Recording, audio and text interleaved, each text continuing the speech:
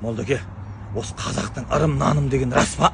Мысалы құрбақаның аузына тиын сақ қойсаң байып кетесің, немесе сыпырғаны тұрысып қойсаң сорлап қаласың десе, ол шірік амал ол. Ол Құдайға қарсы келу. Ал енді мысалы шашу шашады қойда. Шашуды алып, Алла мені осындаға жеткіз десең, ол ырым жақсы ырым. Мысал үшін да, мысалы. Молдеке, осы алақан қышта не болады? Көніге қышиды. Мен қайдан білейін ол? Жаңа бір нелер ырымдар бар ғой, бір алақанның қышта бір ақша көп келеді. Оны жақсы нәрсені білмедім. ұстайсың деген сияқты жаңағы. Оны білмедім. Мынау аяқ қышта ше, табан. Табан қышта қассай қолыңмен. Жоқ, ана бір жақсы жерге барасың деп атады ғой өзі. Оны да білмедім. Мынау көз қышта ше, көз.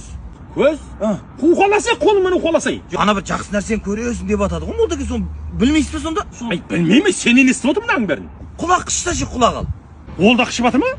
Анау жақсы нәрсені естисің деп атады ғой, ана жұрттар енді. Сен былай істеші. Артың қышымай тұрғанда ше, тез моншаға барсай.